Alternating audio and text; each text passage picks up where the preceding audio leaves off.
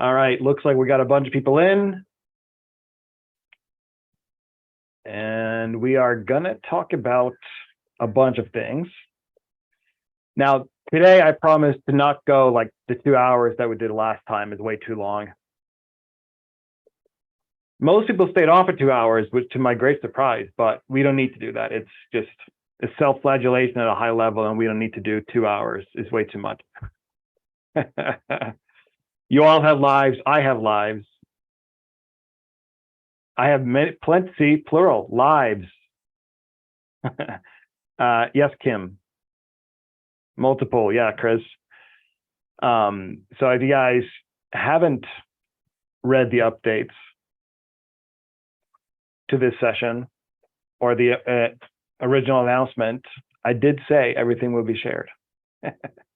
So recording will be shared if you are on the Bionic Marketing IO newsletter, or just stalk my YouTube. It'll be posted there. So everything will be shared. And we're going to kick off in like 30 seconds, a minute. We're mostly going to focus on workflows because I want to show you and talk through how simple it is. Hey, Teeny. All right, so I think people have stopped joining. We got a few stragglers, which is all good. Like I said, we're going to go for not a full 2 hours. I'm going to keep it at like an hour. There's no need to go crazy. And like I said, we're mainly going to focus on workflows, also known as AI agents or auto GPTs. There are a lot of different names for the same thing. Fundamentally, what they all are, is just ways for this tech to do things for you. So automation in a sense, but it's not your grandma's automation. It's automation that involves like ChatGPT. First thing first, you should see a Q&A bubble box at the bottom of your Zoom. Any questions should go in there. If you put them in chat, I'll miss them. I just won't see them. So if you got questions, you can post them in the Q&A, and I'll get to them when I get to the question parts. Otherwise, I'll just miss them. All right. So yes, recording will be shared on the email list, or like I said, just stalk me on YouTube. It'll be posted. Not probably by next week. I need to make some edits to it, cut down all the small talk that I'm doing now, make sure I'm not wasting people's time on YouTube, and make a nice little thumbnail. But it'll be shared. Cool. So as we go through this, I will stop for questions. So but you can post a question at any time. I'll just go to the Q&A thing when it's time for Q&A.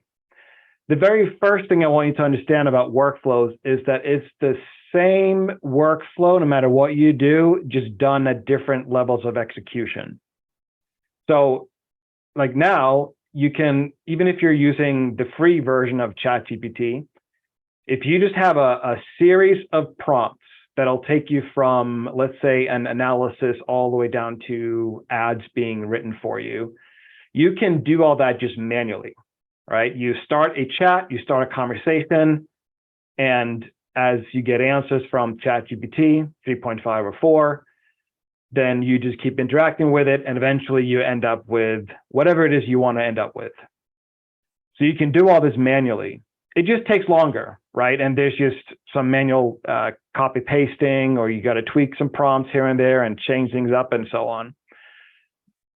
But the same flow, the same workflow, stack, sequence, whatever name you want to give it, you can also put it all into a text file. And we'll see if I can get to that with Code Interpreter, but you can literally put it into a text file. So you have all the prompts and all the context and all the details inside a text file. Upload it to Code Interpreter. This is if you have ChatGPT Plus. Upload the file to Code Interpreter and say, hey, Code Interpreter, here is context and instructions on several tasks I want you to perform.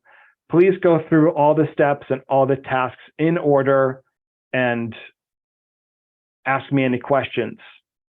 And then you hit like submit, and then Code Interpreter will load the file and then start executing the steps inside a text file. So let's say you have 5 prompts in a row. You just go, truly, this is how simple it is. Prompt 1, and then you have the prompt of whatever it is.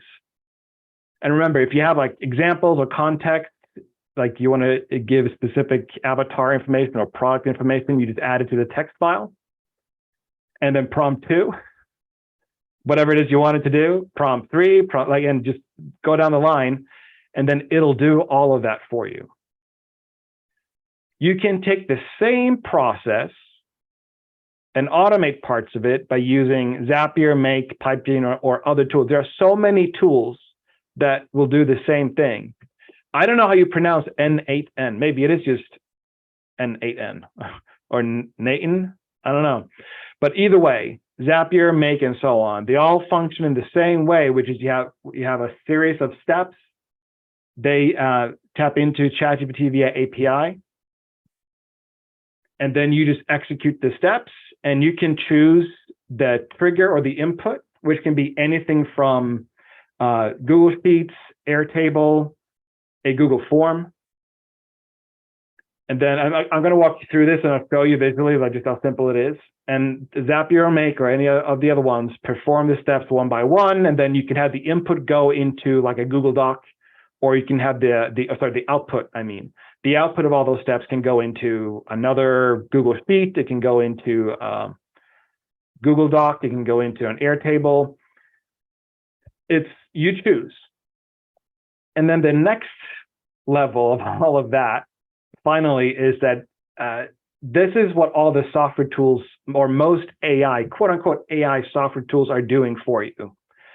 All they're doing is executing a series of prompts, and you give input, and then these tools, whatever they are, Copy.ai or Jasper or any of the other ones, all they're doing is taking input from you, run it through a series of prompts, an interaction, API calls, and then they produce whatever it is that you are looking for. Does this make sense to everyone? Like it's the same step-by-step sequence, just executed at different levels. So part of the reason I'm telling you this is I want you guys to like not fall for the shiny objects and ask yourself, oh my gosh, which tool is best? Which tool do I use? Almost all of these, probably all of these tools, text generating tools like copy tools and content tools, almost all of them are using GPT-4 or 3.5, and maybe at this point they're also tapping into other language models, because there are other models. There's Claude now, there's Bard, and so on, and they're open source models.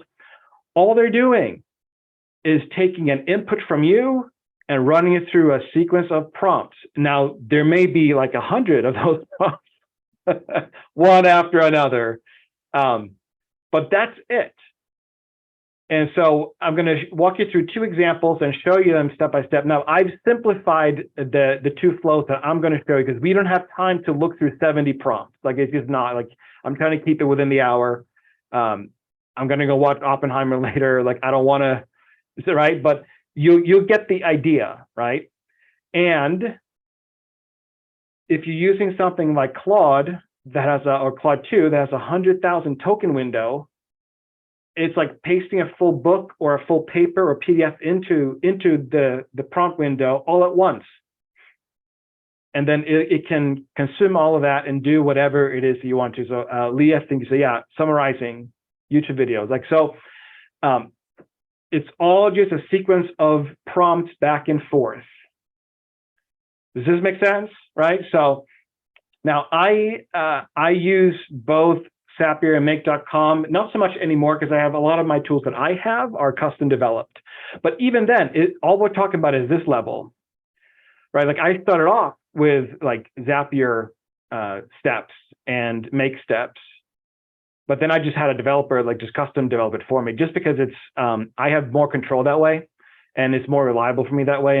And once you get up to like 50 prompts, things start breaking pretty easily in Zapier, but like you and I, or you, like I don't think you'll ever get to the need of 50 prompts in a row, unless you want to go like batshit crazy. But I've said this before, maybe I even mentioned this last time. You can literally add your product information, avatar information, and then have one of the steps can be that you scrape, let's say, your competitor sales page. So you scrape the competitor sales page in one step. The next step is just your information, your product information. And then you can go from that to a fully produced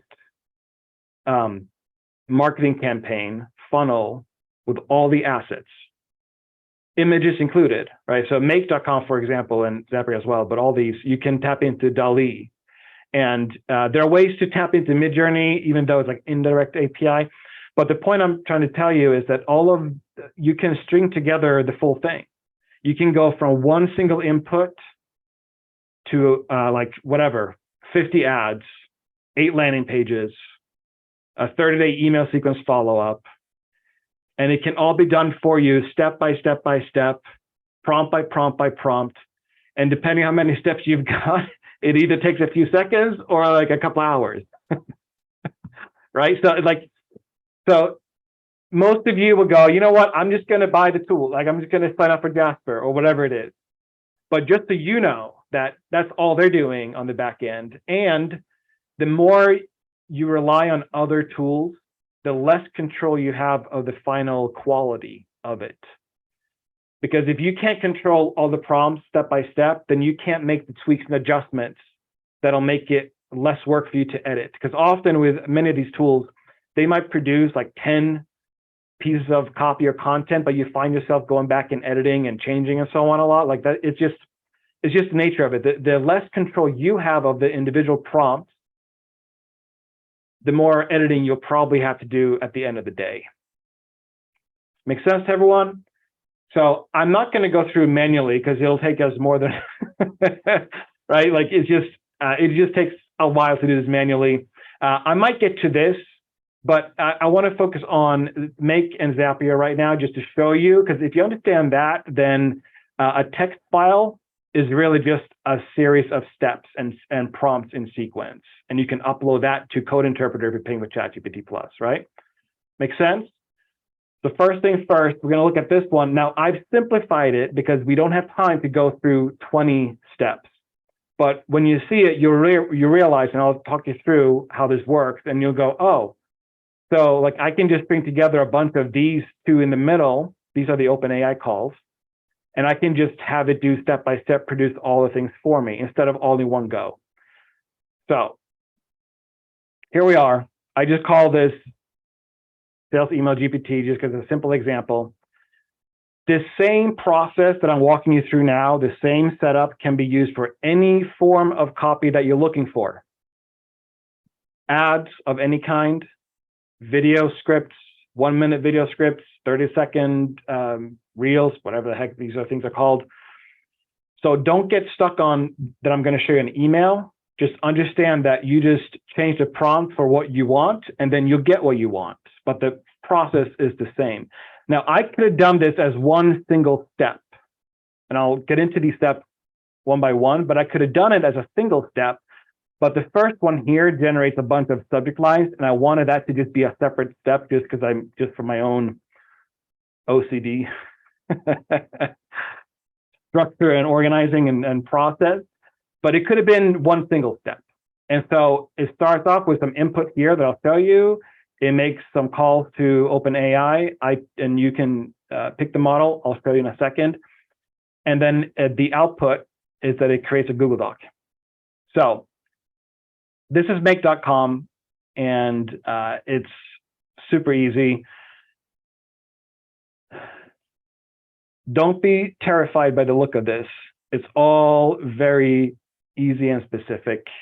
You just got it. These are variables. So these are just things you want to include. So I just call this product name. This is for a made up app, right? This is a made up product. The name of the product is Memory Magic.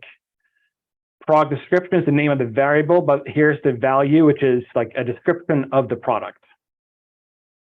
So far, so good, right? Like it's just this is like context. I've said this so many times, but when you want to prompt ChatGPT, you want to make sure you give it context of what you want it to do. The 1 to 3 sentence prompts, like just stop using them. Like it's just useless. It's a waste of time. Just provide context, right? And then avatar, this is just a description of my avatar, whoever he or she is. And then I'm including this as a modifier because I want to give more specific direction as to how I want ChatGPT to behave and think and act. Now get this, you can call these whatever you want. I just call them avatar. You could call it persona. You can offer name, solution name, service name, like you pick. Just call it whatever it is. It's just a very descriptive description. It's just a description of what it is. This makes sense to everyone? Simple. This is like the input, because this is stuff that changes, right? Like, so if I want to have my little sales email GPT workflow work forever, then the things that change are just like who it's for, the offer, the solution, how I want ChatGPT to behave. I call it modifiers because that's how I usually refer to it. You can call it whatever you want. You can literally turn the variable name into act a fool and then just describe what that is. And it becomes the behavior, right? So simple, just a few simple variables. And click OK. First step here. So this is, and we'll get to this in a second, but if you have an OpenAI account, you also have an API access, which means that you set up a connection that includes your API key. Now, understand, here's where people go, oh, doesn't it cost a lot of money? I pay $20 only because I want to have access to Code Interpreter, right? And some beta releases and alpha releases. But I can run this prompt probably 1,000 times today and every day 1,000 times. And I still won't break like $20 per month. API calls are very, very cheap. Like it's cents on the dollar for a simple call. It's hard for me to break $100 per month in API calls. And imagine how many times I use OpenAI, like it's a lot. And it's hard for me to break past $100. Anyway, you set that up. It's simple. I'm not going to do it now because I don't want to show you my API keys if someone steals it and then racks up my bill.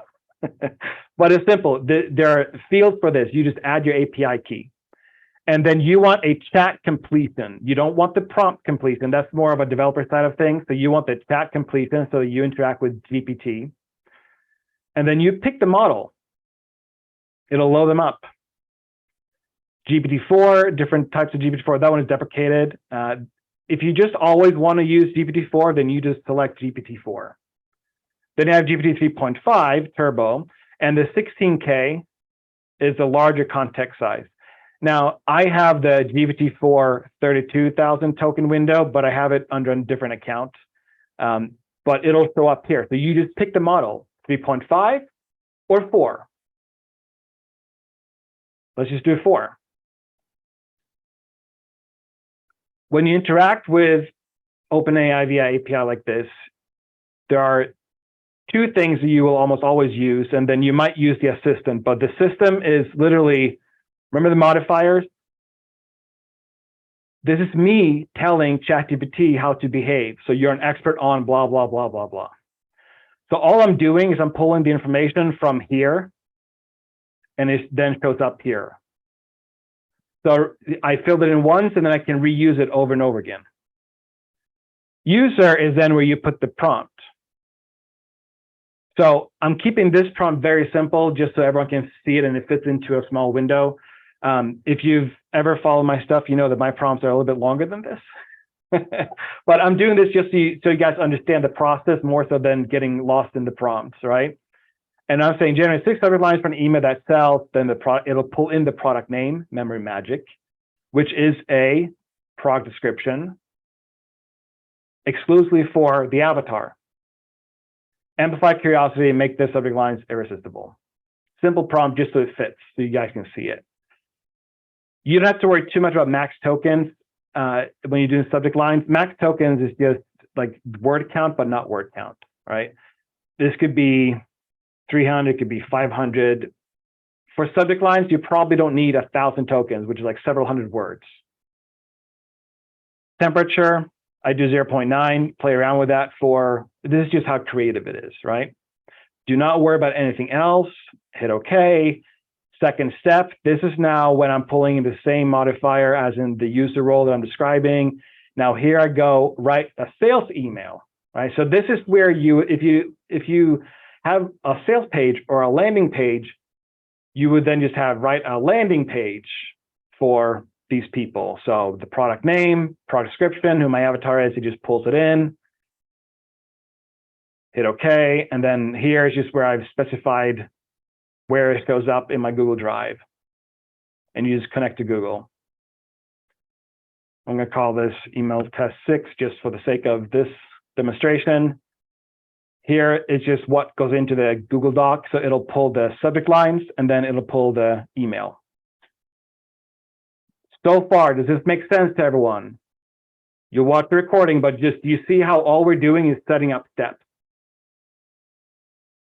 And so if I wanted to have, if I wanted a full, let's say 30-day email sequence planned out, maybe my first step is, basically a prompt that says, outline a 30-day email sequence with 20 emails. And I'll go into more description of what that is. And then maybe the second step is generate 10 of them. And then I have a third step for generate another 10. So if you you don't start inside make.com, you start with the prompts you want to run first and you try them out manually. Once you have them in step-by-step collection, you're okay, good. Now I know which each individual step is. And then you run it and it'll do its thing. And then eventually it'll make it into a Google Doc. And then I'm going to go and open up the Google Doc. Right here is any workflow you can imagine and how most, if not all, AI tools work. It just cracks me up. It's really about whatever is convenient, right? But basically, this is how these tools work. If they do API calls to OpenAI or ChatGPT, then this is what they do. They take your input, they package it into an API call, a prompt. And so what you don't have control over with most pieces of software is you don't have control over this part, right? As in, you can't be more descriptive and detailed. You can if you do this manually, but you don't have a lot of control over this. Anyway, it's done. I need to switch my screen. So I'm gonna quickly stop sharing for a second so I can pull up and go to another screen. But this makes sense, right? It's just a bunch of series of prompts, one after another.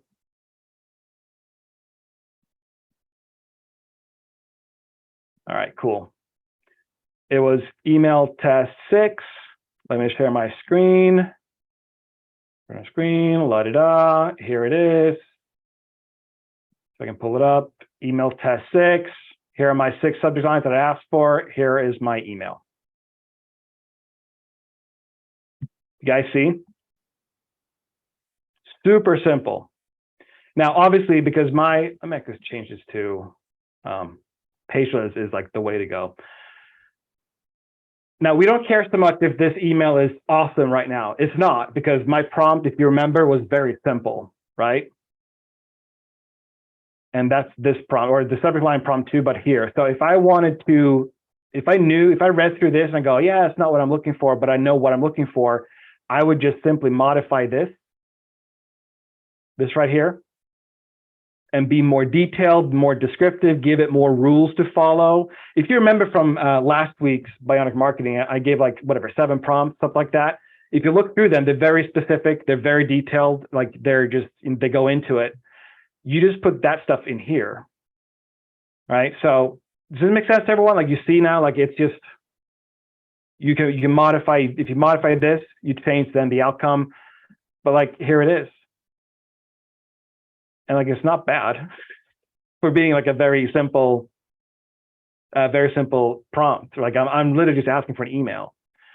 So do you guys see how what's possible? I could have said write me 9 emails in a single step. I could have asked for 5. I could have like, so, right? It's so, and this is how you can get like a full marketing campaign. Like I could have just kept on extending these steps and just have more and more and more and more and more of them.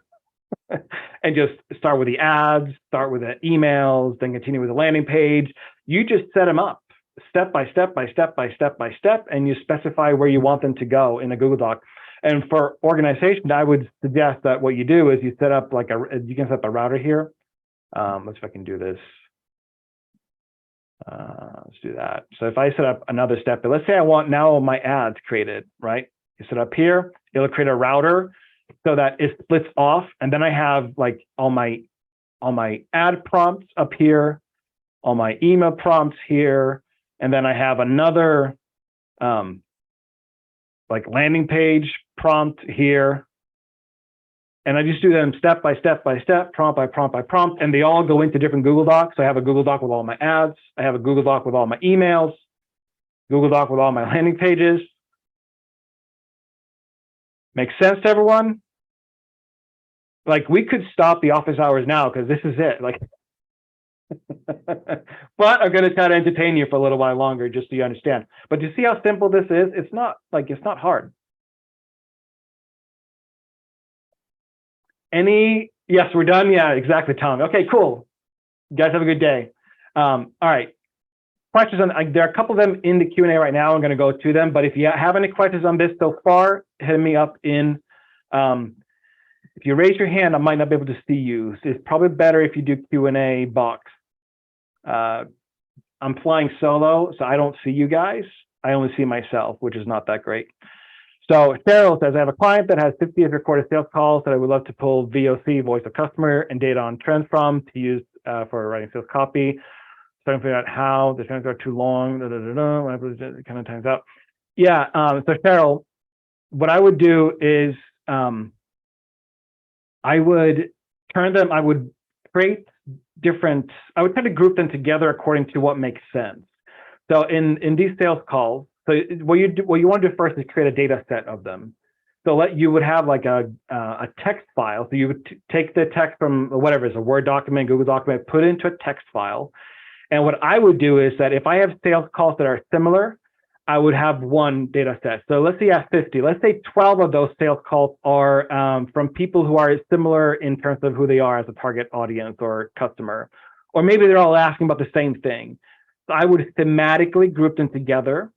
And then I would take them one by one, upload them into Code Interpreter. So this will cost you $20 per month, which is really nothing when you think about it. And I would just do them one by one into Code Interpreter as a transcript and upload them into Code Interpreter. Maybe I'll show it in a minute. And then just write a prompt where I ask Code Interpreter to perform a sentiment and language analysis of the file and describe who they are, describe what you're looking for. So you need to know what you're looking for, as in like, are you looking for understanding the objections people have, any fears and worries to express, if maybe they're expressing desires and needs. So, and you can ask that, just, hey, Code Interpreter, analyze this text file and tell me what people want, what they don't want, how they feel, what they think, objections they have, and just do them like that one by one. That's the simplest way of doing it. You could also, which when we get into Zapier, I'll show you how that can be done. When you get into Zapier, you could also load those transcripts into a Google Drive folder, and that can be a trigger inside Zapier. So it takes them and then runs them through ChatGPT. When you do it that way via API, you have a lot more room. You have a larger context window, so you can run a lot more information through it. Does that make sense, Cheryl? Hopefully it does. Cool.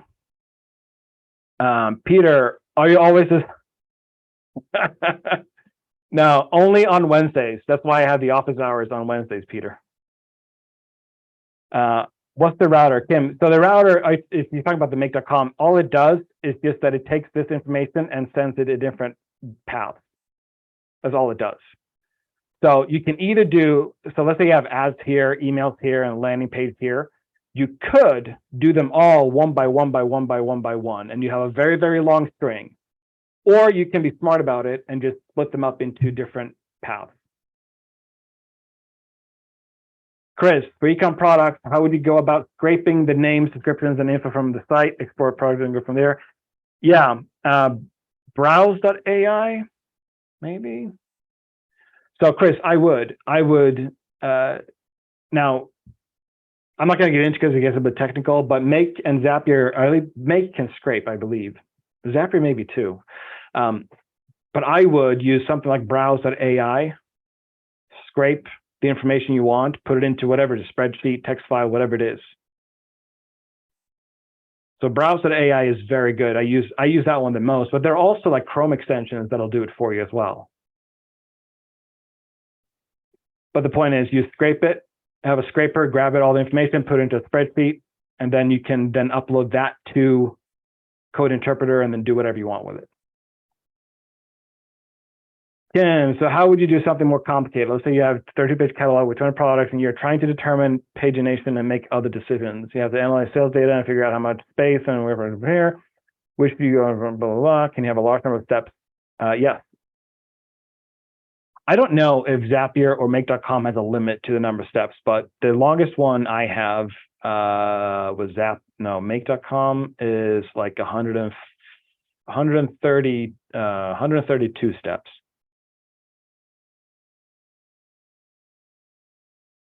Also, Kim, the stuff you're talking about, you might be better off just having what's called a vector search solution where you have text embeddings and you have a chat box, you talk to your document.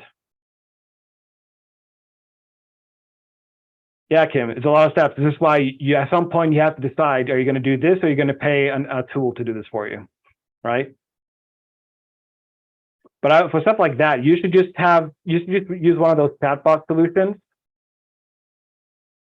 where you upload all your content to a folder and then you can talk to your stuff. Travis, can you give a live example of how the text file? Yeah, I'll try, Travis, if we have time. And I'll get back to it at the end. I'll try to do that.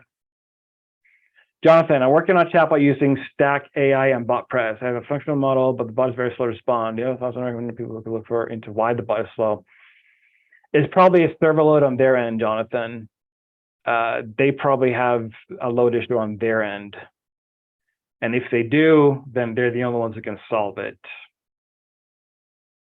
I would try another bot, honestly. Try another bot if it solves the speed, but if it's a speed issue, then it's probably on their end. Now, GPT-4 is slower than GPT 3.5, but it's not that slow. All right, I'm going to circle back to some of those. Let me just make sure I go into Zapier.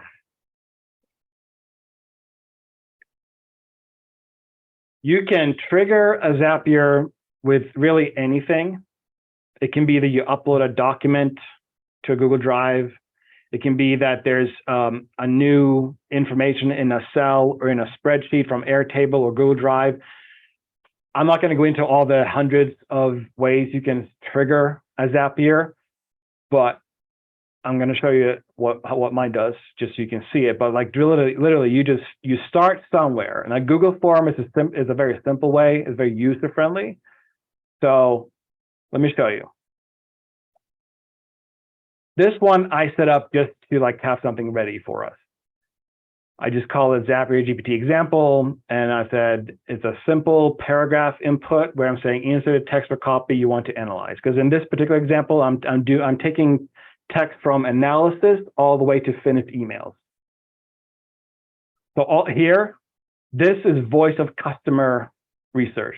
This is from reviews for a particular product. Scraped it, I believe this is scraped from Amazon. Scraped it from Amazon. Paste it into this. I'm going to hit submit, and then I'm going to go to Zapier, and then I'll talk you through what's happening, and then we'll go to the document that it creates. You hit submit, and you're done. And then in Zapier, I'm going to hit edit so I can walk you through them. Input.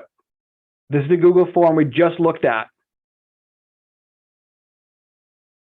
it just grabs text from that input. This is just my account. Here's a trigger that is from this form. And then here's a test from before. It just pulls it in. And then it takes that input that I just showed you. And it starts talking to ChatGPT. This is just how you set it up. The action is simple. Use the message. This is where your prompt is. And so this is a prompt from last week's Bionic Marketing. It does the negative and positive emotional Plutarch wheel analysis. And see here, text. This is where the input from my form gets added to this message, and then that gets sent to ChatGPT or to GPT-4 or 3.5. Everyone following so far? That's it. So you could literally have your own Google forms that you just set up that only you know exist for different purposes, right? And here's like I said, this is just a prompt. You guys all have, if you're on the Bionic Marketing list, you have this prompt. There's nothing crazy here. It's just that prompt, and it does all those things. And then it turns it into emails. Now, just for the sake of trying to see you guys understand this, the user message is the prompt area. I don't really play around with these things, username, assistant name, assistant instructions, because even this, I really only do up here anyway. And you don't really need to do much with these. You just select which model you want here. Now I use, obviously, GPT-4. Memory key, this is just so you have the same form submission consistent throughout each step. But truly, you just you select the response ID from the list that gets pulled in, this one. I'm a maximalist, so I do 4,000 tokens. You don't have to do 4,000. You can set it at whatever you want. The more room you give, though, the better, right? So I always go max. Now, when I use my 32,000 API access, I'll do 32,000. Temperature, I just leave it at 1. You can play around with it, but I let my prompt do most of the work instead of having to go into these and change these all the time. It's easier to change a prompt than it is to go into every instance of temperature change, right? This step does the analysis. And then this step will turn the negative analysis into an email. And here's the prompt. With the analysis you just performed, write an email based on negative sentiments you identified, blah, blah, blah, blah. Use the PAS formula, craft 4 intriguing subject lines, la-di-da, la-di-da. Now, I'm simplifying this prompt because, as you know, mine are usually longer, but I'm just doing it so you guys can see what's going on. Memory Magic is the name of the product. Now, get this. If you think this through for a second, you go, oh, so I can set up a Google form that collects all this information so that it can just be used as a variable, meaning you can have a Google form that asks you what I asked for here, a Google form that asks for the product name, product description, who the avatar is, the modifiers are. So you can have a Google form that asks for those things, and then just input those things here, because here you can pull in information from the Google form. So if you have, instead of Memory Magic, I would just have whatever field is for product name, and it would just plot in the product name.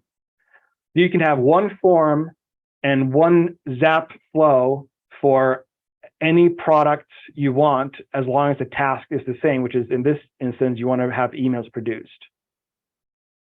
Make sense to everyone? You can have your own, it's like, imagine if you had your clients fill out a form, and then that triggers a GPT flow. I'm using GPT 3.5 Turbo just for the sake of having it happen faster. Same thing, and then I do the same thing for the positive sentiment.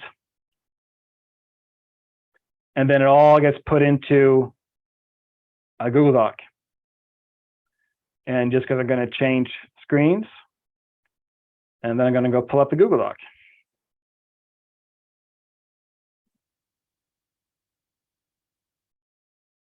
Everyone gets it? Makes sense?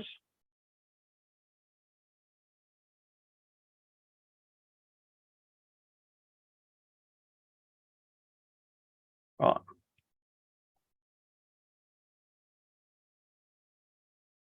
All right, there it is. I'm going to change it to pageless again. Hold on, I'm going to go back to share my screen again. And here we are. Here's the analysis. Here's the negative email. Here's the positive email.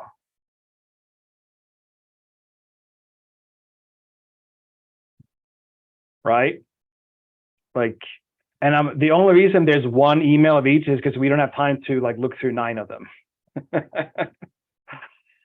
you guys see how like it's simple? It might not be easy to set up these apps because you do have to click through and understand, but like now I have this set up. So with a simple stack of a Google form and either make.com or a Zapier flow, I can just take my clients or my own offer information, whatever it is, product name, product description, who the avatar is, and whatever I want. And it can just set off an initial analysis, initial drafting. Like, I don't know about you, but to me, it feels like it's almost easier sometimes to start not from scratch.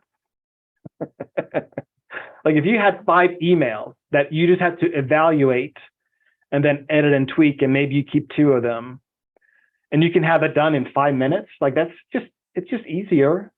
You can write all 5 if you want.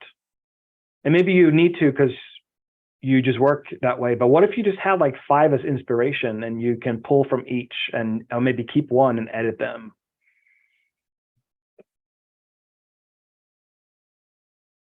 Now, this copy is not great, but that's just because I've kept the prompts very simple. So you guys can see what's going on, right? I don't know about you, but this is, for me, this has helped a ton. Let me look at some questions.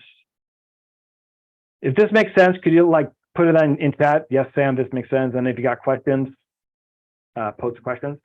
So Jessica, you mentioned you built a custom computer app. I use custom API calls and custom app because I have a collection of 1,800 prompts and I just don't want to sit and copy paste all 1,800 into Zapier and make.com flows. It would just take me a long time to copy and paste and create those flows. So instead, I have my own setup where I have a database of prompts and it just pulls the prompt I want. So instead of setting up, I don't know, 50 Zapier flows, it's just easier. When you have like a ton of prompts like I do, it's just easier, time saving. Also, you do have more control over the prompt and what happens with the output. It's easier to handle the output if you do custom dev, but for 99% of all copywriters and marketers, you do not need to go the custom development way. You don't need to. It's like preference. Like I do fine tuning of models and I do a ton of other stuff. So it's just preference at this point. Jonathan, follow up. Do you ever recommend a software or website chatbot? Not off the top of my head, just because Chatbase is pretty good, I think. I have friends who use Chatbase, they like it. I don't use chatbots a lot because they're just website chatbots, like they're all very much the same. They function the same. I use vector embeddings or vector search with text embeddings, but Chatbase I think is pretty good. I've heard. Tini, if you run an automated workflow and your output is a massive amount of content, how do you prioritize what to manually look through so you don't have to end up reading 100 pages? I just don't ask for 100 pages, but if you do, you can always run all those 100 pages through a couple of ChatGPT prompts that asks it to evaluate the strength of each one according to a criteria that you set. You can have, let's say you have 100 pages, you load it up via API, and you can chunk it. But just to make it simple for now, you get the output, and then you can run the output through ChatGPT where you ask ChatGPT to evaluate the content according to criteria you wanted to look for. So like you set the criteria. You say, here are a list of 10 things I'm looking for, thing 1, thing 2, thing 3, and then like read this and identify which content meets the criteria. Hopefully that makes sense, Teeny. Jeremy, can you give an example of chat bot software which you can upload? Claude 2 or Bard, and then Code Interpreter. So ChatGPT Plus gives you, and I'll see if I can load it up, but ChatGPT Plus gives you Code Interpreter. It's $20 a month, and Code Interpreter you upload files to. If you don't want to do that, then Bard allows for some files, and Claude 2 allows for some files, but Code Interpreter is the better one. Justin, what's the best place to start with learning sophisticated copywriting prompts? Going to buy your course, but we're going to take it down recently. Stay subscribed to Bionic Marketing, Justin. I'll be sharing more prompts, and I'm thinking about doing a very simple masterclass on prompt writing, which is not specifically for copywriting, but it can be applied for copywriting. But if you understand how prompts work and how they should be structured and how you need to think about them, then you can create your own endless prompts. So just stay subscribed to Bionic Marketing. There'll probably be something about that later. Cheryl, I like to paste the sample copy for voice tone, etc. Where could I fit that in? Yeah, Cheryl, like you can just do that Google form that I showed you, and you know the input field is you literally sample copy for voice and tone, and then you paste a sample copy in it, and then you just change these prompts. Like the input remains the same, like it receives an input, and then these prompts, you just change this prompt here, just change it to be a prompt for analyzing voice, tone, style, diction, and so on.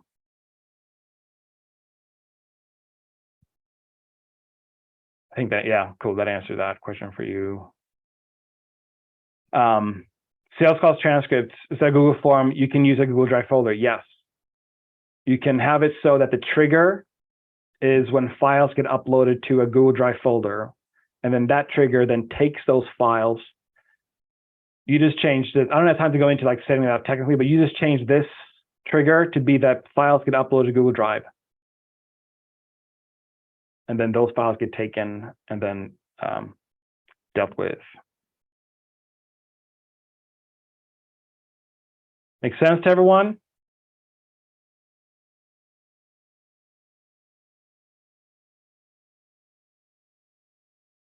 One thing that I recommend is that when you do the Google Doc, you use things like HTML code to organize it. Otherwise, it gets confusing. But all like the heading 1 is what that is, and bold and so on turns into this. But like I said, maybe I have time to get into this now, but this whole sequence can be done with Code Interpreter. You just turn all these prompts into a text file and upload a Code Interpreter and then run it. Let's see, maybe I have time to do that. A couple of things that I want to get to.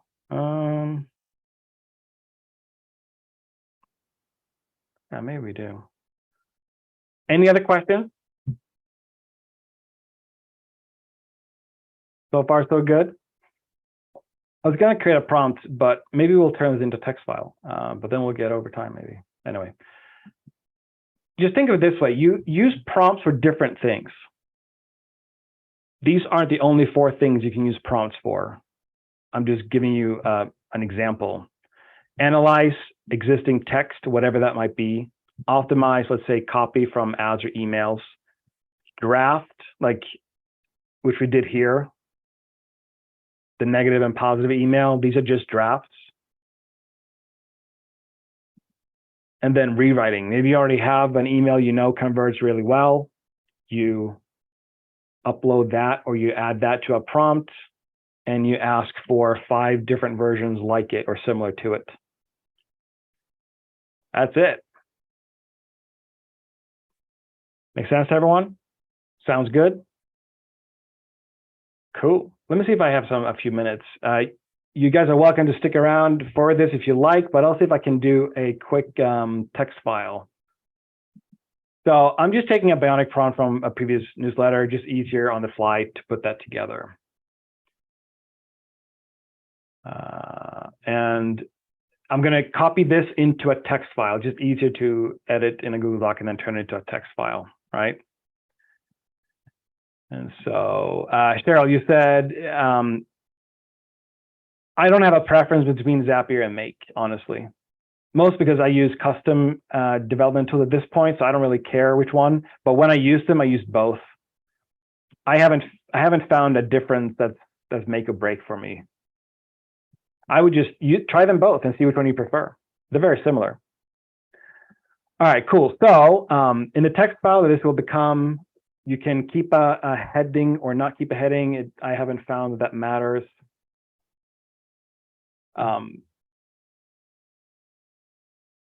You just want to think of it as in you're giving Code Interpreter a brief, like a creative brief of kind. And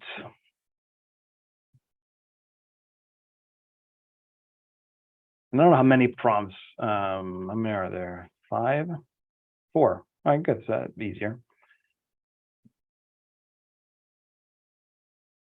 Ooh.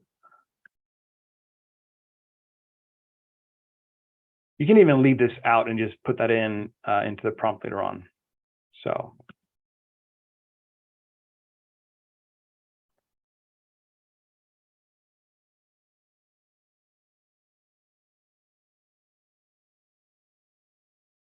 You just change it into steps.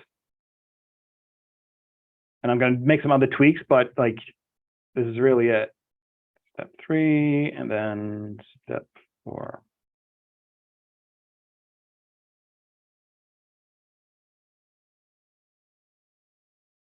I'm just going to remove space just because it's an OCD thing. You don't have to remove space. Okay. Where's my avatar? Let's go up here and get around my avatar. Go back. Where am I? All right, I'm gonna have to go find and add that later on. But that's it. Keeping this in mind. Remove that. Ba-dum, and then ba-di-da. Like, it's very anticlimactic because, like, as you can tell, all I'm doing is just taking a series of prompts that I would do manually and putting them together, and then off we go. Okay. So again, I took this. These are just a series of prompts. I put them into, with context, avatar, etc. Put it into a text file, pretty much as you see it. And then the Code Interpreter is just doing the thing. It starts with some preamble, and then it goes into step 1. And then it goes step 2. And it's just going to keep doing this until it completes all the steps.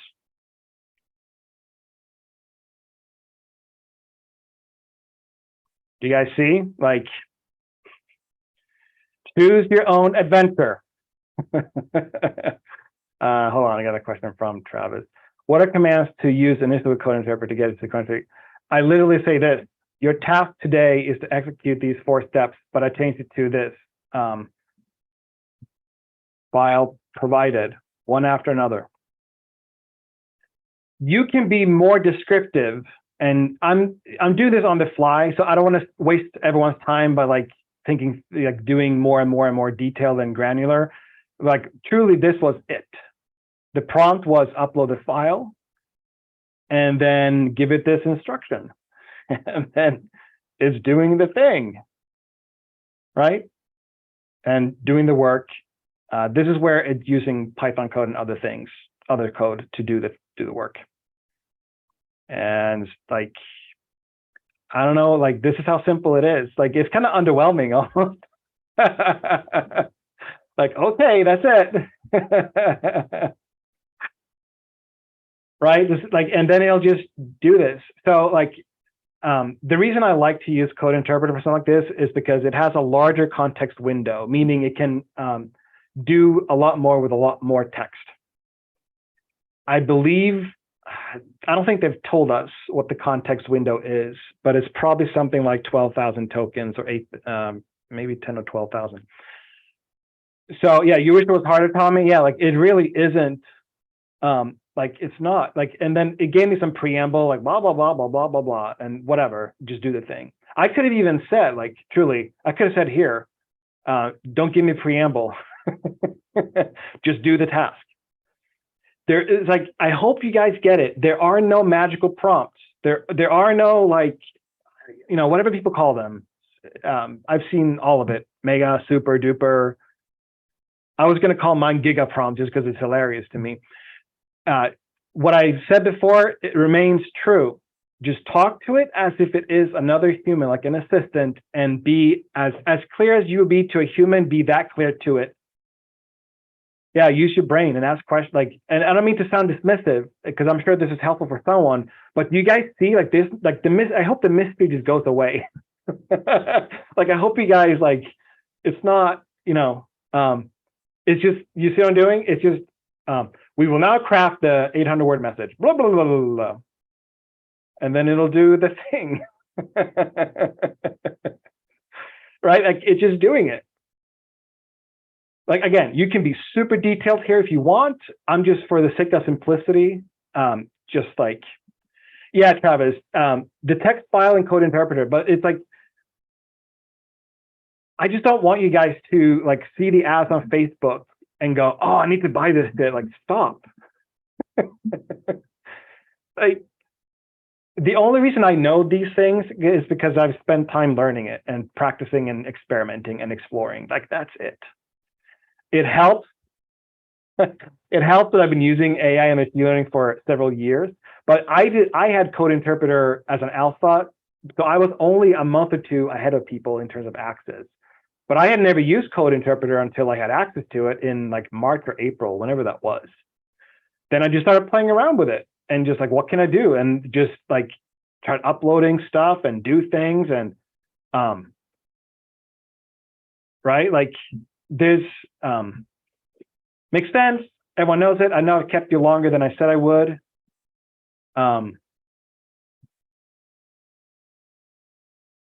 The difference, the thing that'll help you speed up your learning, final word, the last bite.